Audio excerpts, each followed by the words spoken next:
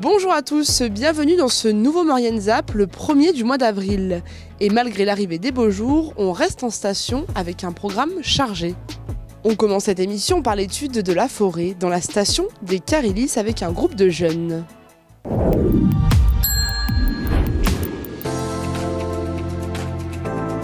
C'est au lycée Paul-Héroux que le projet Forêt est né cette année. Le concept, découvrir les forêts de montagne d'un point de vue sociologique et de manière interdisciplinaire. Un travail effectué par une classe de seconde tout au long de l'année scolaire. Donc l'idée, c'est qu'ils saisissent un peu les enjeux qu'il y a autour de la forêt, qui est autour d'eux, qu'ils voient au quotidien mais auxquels on ne fait pas forcément attention. Et notamment les forêts de montagne qui n'ont pas du tout les mêmes enjeux que d'autres forêts dans le monde. Donc ils voient à la fois les forêts de montagne et puis dans d'autres disciplines, notamment en EMC, donc histoire géo et éducation morale et civique, ils étudient aussi les forêts de Guyane en comparaison des forêts qu'on a ici. Et ils essayent de saisir quels sont les enjeux, les partages d'usage qu'il y a autour de ces forêts. Et ils mènent une recherche de type enquête sociale. Donc ils vont aller démarcher les gens, ils rencontrent des gens qui sont en lien avec cette forêt. Pour les aider dans cette enquête, Raphaël, chercheur à l'université de Grenoble, les guide tout au long de l'année. En amont, on leur a fait préparer en fait des grilles d'entretien, donc ça c'est une méthode sociologique, avec des questions spécifiques qui permettent d'aller ensuite sur le terrain et aller s'entretenir avec des gens. Donc là concrètement, ils sont allés sur le front de neige, ils ont interviewé tout type de personnes et nous on leur donne un petit peu les méthodes pour ne pas biaiser les réponses et pour qu'ils aient des réponses les plus honnêtes possibles qu'on puisse utiliser ensuite dans notre analyse. Une deuxième partie était dédiée à la découverte de cette forêt, avec François, technicien à l'ONF. On a pris donc une remontée mécanique. Là, j'ai commencé à leur expliquer comment procéder à faire un défrichement en forêt pour installer la remontée mécanique. Donc, je leur ai expliqué le principe de ce qu'on appelle les ERC. Quand on fait un projet en montagne qui impacte le milieu naturel, on essaye dans un premier temps d'éviter les impacts, dans un deuxième temps de réduire les impacts si on n'a pas réussi à les éviter, et si on n'arrive pas à les réduire, on les compense. Une nécessité de protéger cette forêt pour sa biodiversité, mais également pour son rôle protecteur qu'elle joue dans ces zones. En montagne, la forêt joue un rôle contre les aléas de chute de blocs, contre les aléas de crues, puisque la forêt absorbe de l'eau aussi, et en la partie sommitale de la forêt, on a des aléas de type avalanche, pareil, effondrement de terrain. Et cela, par contre, c'est surveillé, notamment les avalanches. On surveille des couloirs d'avalanche depuis le rattachement de la Savoie à la France. À la fin de cette journée, les lycéens devront réaliser une vidéo.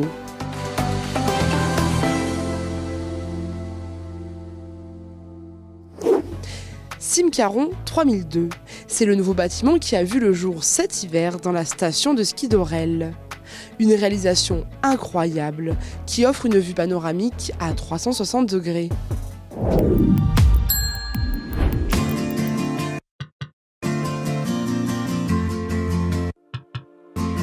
Construire un bâtiment exceptionnel à 3200 mètres d'altitude, c'est le pari fou qu'a réalisé l'ACETAM. Simcaron 3200, le point de rencontre entre les stations d'Orel et de Val Thorens. Un édifice qui a ouvert ses portes le 27 janvier 2025 et qui propose une expérience immersive complète. Sur 800 mètres carrés, vous pourrez retrouver un restaurant, un lounge bar à vin, une boutique exclusive, une salle de séminaire et un rooftop panoramique. Au dernier étage, ce rooftop avec une vue à 360 degrés sur le Mont Blanc et les aiguilles d'Arves. L'occasion pour un apéro ou un burger.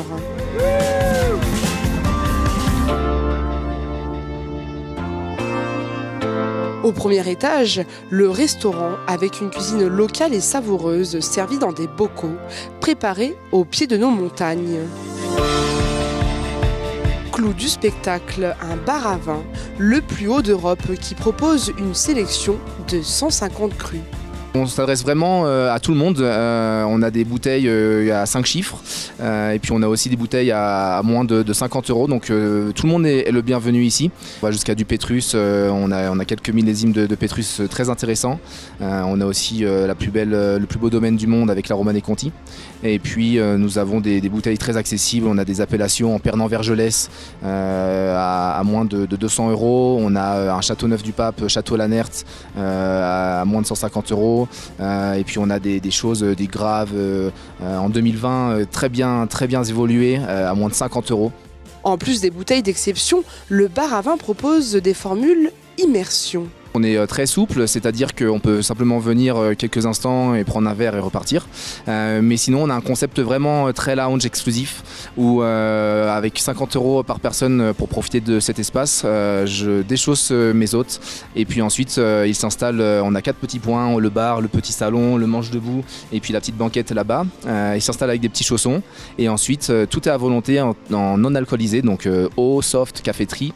On a aussi des mignardises ainsi que des canapés chauds et froids. Tout cela à volonté, tout le temps pendant lequel il reste ici à profiter. Et ensuite, le vin vient s'ajouter en supplément. L'aventure continue avec une salle d'exposition vitrée et une boutique exclusive qui vend des produits de la marque Caron 3002, uniquement ici.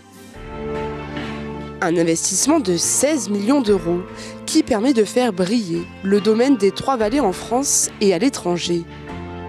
Ouvert en avant-première cet hiver, il sera fermé cet été pour travaux et réouvrira l'hiver prochain. On termine cette émission avec un anniversaire, celui des 90 ans de l'école de ski français de Valloire. Une journée riche en activités, en émotions et en surprises.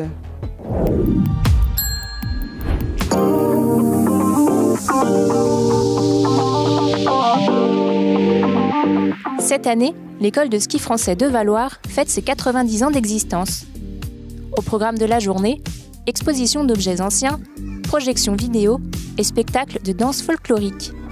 L'occasion de faire un flashback plusieurs décennies en arrière.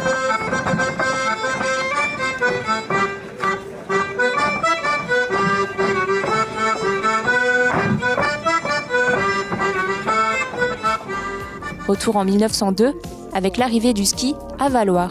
C'est venu des militaires. Il y avait des militaires à Briançon qui sont venus en ski de randonnée faire des réparations au camp des Rochilles. Le soir, eh bien, ils sont descendus à Valloire. Et bon, les gens de Valloire, ils ne comprenaient pas comment on a pu, en plein hiver, ça se passait à Noël, arriver en ski comme ça depuis Briançon. Ils ne pensaient pas que ce soit possible.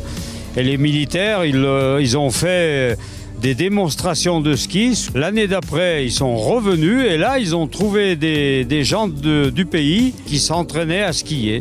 Dans les années 30, le tourisme d'hiver a commencé à se développer.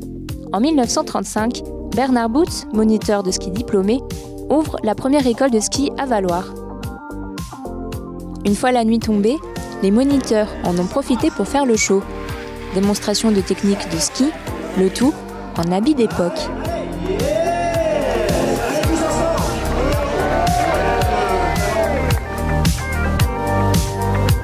Les spectateurs voient défiler devant leurs yeux les évolutions de tous les aspects du ski. Mais qu'en est-il du métier de moniteur ? Ça évolue, c'est vrai qu'on a une évolution au niveau technique, on a une évolution au niveau différentes sortes de glisses. On a le snowboard, on a le ski alpin, on a le freestyle, on a plusieurs sortes de glisses, le ski nordique aussi bien entendu, avec le biathlon.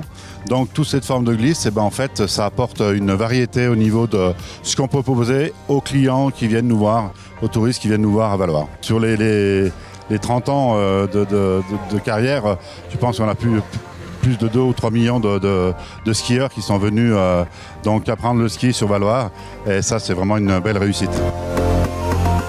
Une chose ne change pas depuis toutes ces années. La cohésion et l'esprit d'équipe au sein de l'école de ski français. Véritable petite famille, le temps de quelques mois.